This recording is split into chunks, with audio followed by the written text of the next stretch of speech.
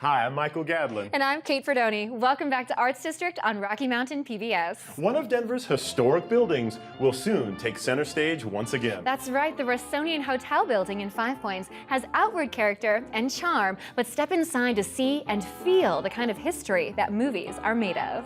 Arts reporter Tamara Banks takes us on a tour as a renaissance of the Rossonian is underway, with millions of dollars being pumped in by the public and private sectors. Once hailed as the jewel of the Five Points neighborhood, the Rossonian Hotel, built in the early 20th century, is coming back to life. I knew of the Rossonian from a volunteer trip that I did when I was doing the DU real estate program. I didn't understand the depth of it in its entirety. As developer Paul Books, president of Palisade Partners and new owner of the iconic building, learned more of the history of the Rossonian, his real estate development project soon turned into a passion project. We're hoping to do development in a way that's inclusive, celebrates the history, involves African Americans. Books purchased the Rossonian in 2017 for $6.2 million. The goal now is to pump new life into the 107-year-old building with 21st century flair, while keeping the vibe of a time when folks like Billie Holiday, Ella Fitzgerald, Duke Ellington, and hundreds of other African-American world-class jazz artists filled this space with music. The plan is to have a jazz club, restaurant, hotel. The jazz club will be in the basement, and the restaurant will be on the main floor here, and the hotel, currently planned as 41 rooms, will be on the second, third, and then a small fourth-story addition. But before we talk about the future, let's step back in time. The Rossonian was first called the Baxter Hotel back in 1912. In 1929, the building was sold to A.W.L. Ross, who renamed it the Rossonian. As the African-American population grew in the neighborhood, Five Points became known as the Harlem of the West. The Rossonian drew some of the world's finest jazz artists. The Rossonian was the place to be. I performed with Sarah Vaughan and Ella Fitzgerald, and my big collaboration was with Billie Holiday. She sang a song, and she sang one of my favorite songs. It was Them Their Eyes. Denver's own internationally renowned Charles Burrell remembers jamming with jazz greats at the Rossonian back in the day. What was the music scene, the jazz scene like here? To look back on it, it was excellent. You know, nothing but happiness and joy. They had people that listened, and they loved to dance, you know, and that was the backbone of the social structure. But by the 60s, desegregation meant African Americans could move out of Five Points and live wherever they wanted. And the neighborhood went into decline when people started moving to other parts of the metro area.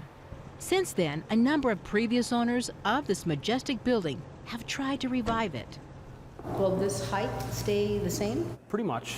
Books is hoping his team, which includes local African American investors and supporters, has the right plan to breathe new life into the historic structure. Developers are evoking the jazz spirits of the past for guidance.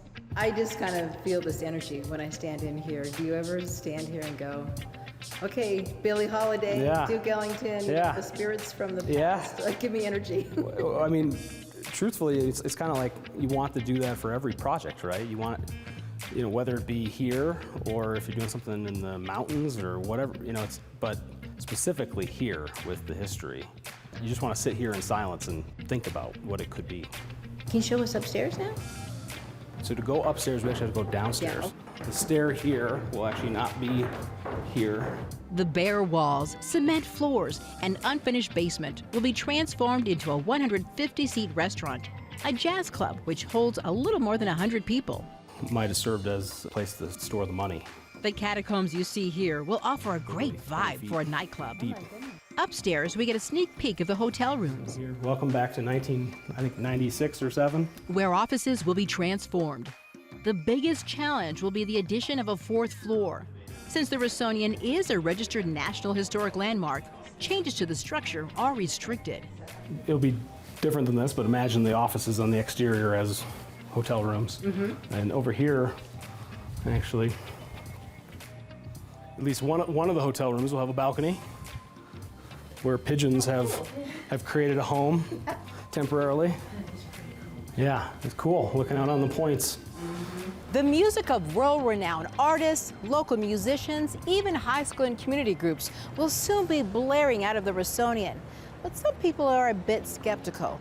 They're concerned that the integrity of the building and the community in which it sits might be compromised. My uncle, Nathan Biffle, became the captain at Fire Station number 3. Dr. Renee Cousins-King's family has lived in Five Points for 3 generations. My grandparents on my father's side moved here from Kansas around 1912, and my grandfather, who was a Pullman porter, was also a builder, and he started building housing and acquiring properties, and he passed that propensity on primarily to my father. She inherited many buildings around Denver, including 12 in Five Points. And she hopes that in the sea of change in this historically African-American neighborhood, the community's jewel will be preserved. I'm concerned about defacing the building or changing the basic architecture, because I think architecture always has a story to tell. One of the things that I think is worth understanding about Five Points from the first half of the 20th century is that it represented what can come of repression and segregation.